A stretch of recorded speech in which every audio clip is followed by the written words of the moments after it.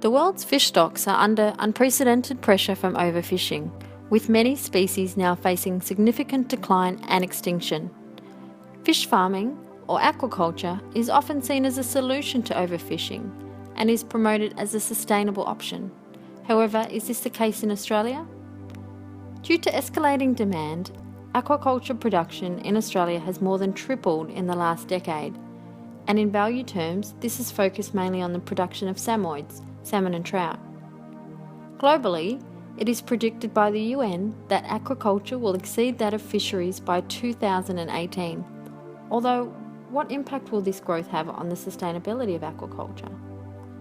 Firstly, this growth will have environmental impacts, such as pollution that damages ecosystems and impacts on wildlife, such as the spread of disease to native fish. Secondly, the feed used requires large amounts of wild fish and the use of hormones.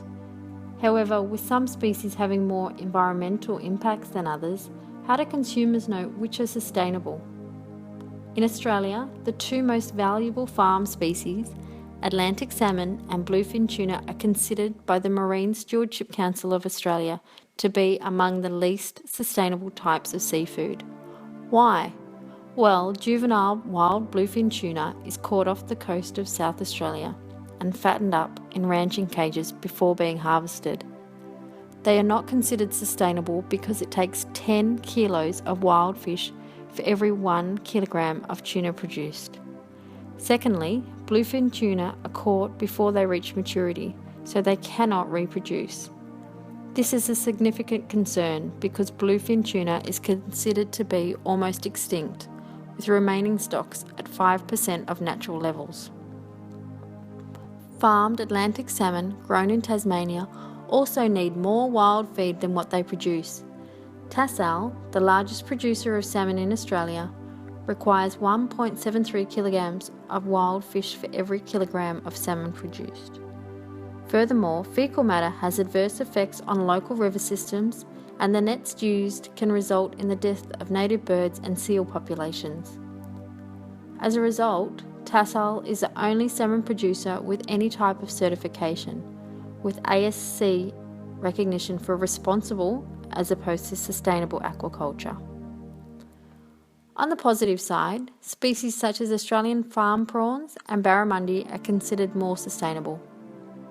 Whilst the Australian government sets high standards and stringent conditions for aquaculture, it is very hard for consumers to determine which fisheries are sustainable, because currently there is no certification that covers sustainable aquaculture across Australia. What can we do to ensure that the seafood we are choosing is as sustainable as possible? Firstly, determine the origin of the seafood and whether it is wild catch or farmed.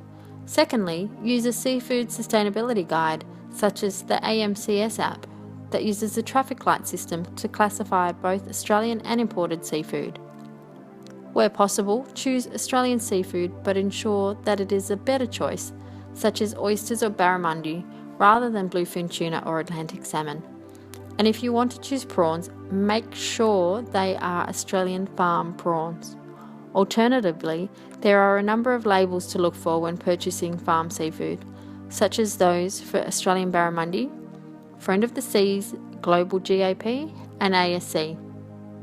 However, it pays to be aware that the ASC certification denotes responsible rather than sustainable practices.